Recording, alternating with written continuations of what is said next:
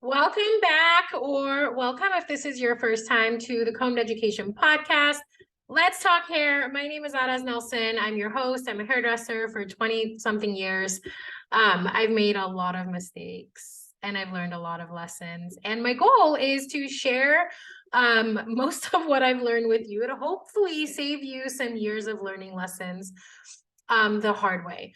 So this is a part 2. So last week's episode, I talked about ammonia. What is ammonia? What is its role in hair color? And I touched a little bit on ammonia-free color. And so today I really want to dive in deep about ammonia-free color. So more and more manufacturers and brands are coming out with ammonia-free permanent hair color. So this week I wanted to dive into what that really means. So if you didn't catch last week's episode, I'd encourage you to take a listen. But one of the things that I brought up as my own opinion, okay, this is just my opinion on why the need for ammonia-free color. And okay, sure, ammonia can be damaging, especially if you're negligent, especially if you're reckless. It can cause damage. It can cause scalp sensitivities.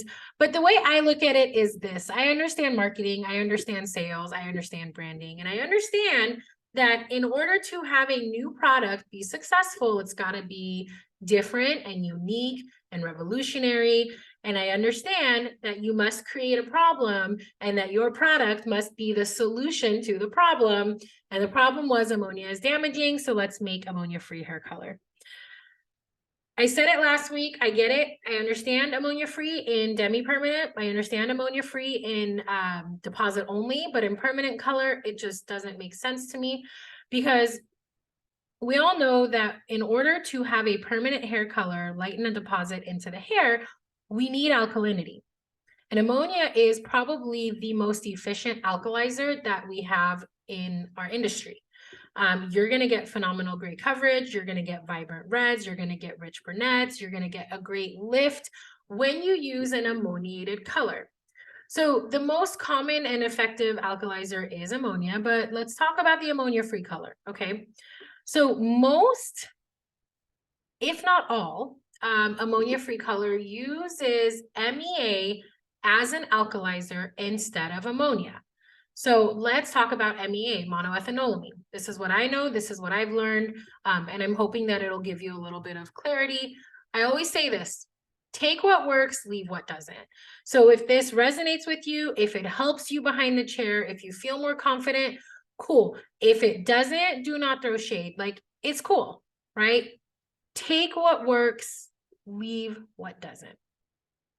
So MEA is obviously short for monoethanolamine. It is an odorless alkaline chemical, and it is used as a pH adjuster in hair color. So it's responsible to create alkalinity so that the cuticle layers can soften and swell, ultimately allowing the hair color process to happen.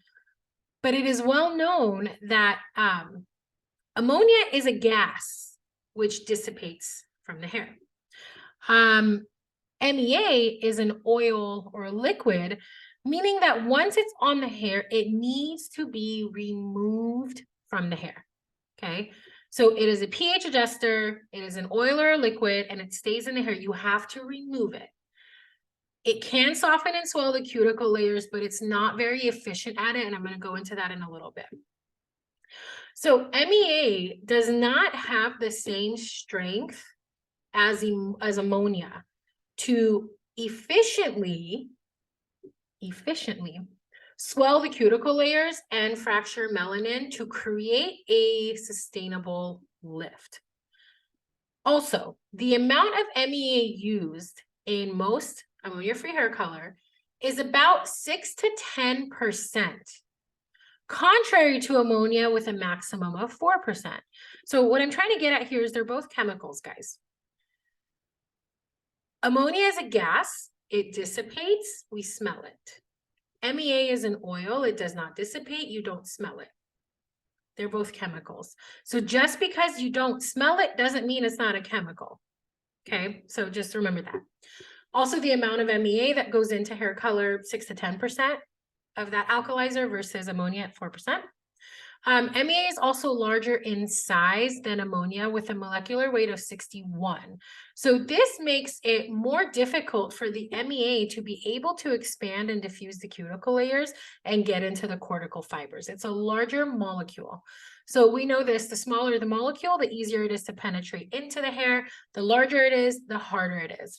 So if you've used an ammonia-free color and you realize that maybe your results aren't that great, or your gray coverage isn't that great, or your color is slipping or fading, just know that MEA in and of itself is a larger molecule to begin with. And it's not going to efficiently swell the cuticle layers enough. And it doesn't give enough power to the oxygen or the developer so that it can release oxygen and lighten. It just doesn't have it. So then the question is MEA less damaging than ammonia? And to be quite honest, it depends on who you ask. That's why I say take what works, leave what doesn't. This is my opinion. So the amount of MEA used in the color, I believe, is where part of the issue lies.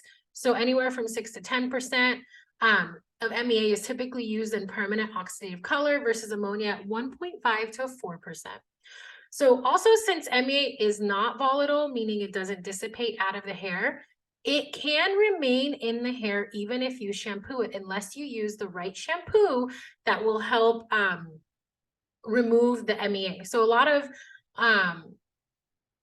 ammonia-free hair color companies recommend you use their shampoo, and that's because it's got the ingredients to remove the residual MEA.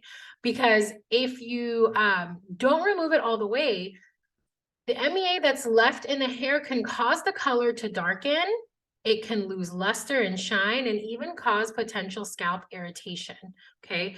So if you don't remove the MEA fully from the hair in the correct way, it's gonna sit in the hair, it's going to cannibalize itself, it's going to get darker, it's gonna cause scalp sensitivity issues. So like, it's not like the kale of hair color world, guys. There's still some issues with MEA. And so I wanted to read this. Let's see. So there was a study done that I cited this in the blog. Okay, so if you go to comededucation.com/blog, at the very bottom of the post, you will see a link to this study. And here were the findings. It said, the number of level 3 hair color products that substituted MEA for ammonia is increasing. There is some anecdotal evidence that higher levels of MEA can be more damaging to hair and more irritating than a corresponding equivalent of the typical alkalizer ammonia. Our interest was to understand in more quantitative terms the relative hair damage from the two alkalizers, particularly at the upper limits of MEA on head use. Here we go. In fact, all methods show an increase in damage from MEA-based formulations up to 85% versus ammonia in the most extreme case. I've read a lot of studies, not just with hair color, with a lot of things. And I get it. There's studies that can sway you to go one way, sway you to go another way. Here's the thing. Yes, it was in the most extreme case, up to 85%. But to me, that's a red flag. To me, that is a red flag.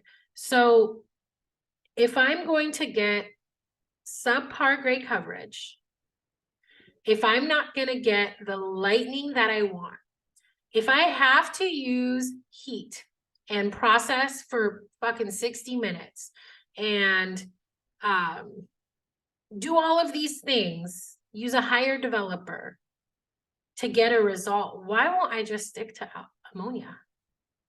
Like, why fix something that's not truly broken? So again, this is my opinion on it. If you look into the big picture of this damage that's caused by ammonia, or the issues with ammonia, you might be surprised. You might be surprised, because I don't think maybe a lot of you don't know the whole big picture, the whole truth. So A, I encourage you to look into it. And B, just know that here's the thing. If you are using an ammonia-free permanent color and you are getting good results and you love it, cool. Like, I am happy for you. I'm not trying to sway you. I'm not trying to tell you don't use it. Like, do what works for you. My only goal is to share with you what I have learned, what is working for me. That's it. So there's no shade if you're using ammonia-free color. Like, don't come at me. It's cool. I just know that I prefer using color that has ammonia. I prefer using dyes that have, or colors that have PPD. Like, those are the results that I can count on for me. But at the end of the day, do what works for you. So I hope this got your brain turning a little bit, questioning some things and looking at things a little bit differently. And more importantly, I hope this gave you a little bit of clarity on what A, ammonia's job is, and what B, what is really ammonia-free hair color? What are we really working with? So with that said, hope this was helpful for you. I'll catch you guys next week. Until next time, happy hair coloring.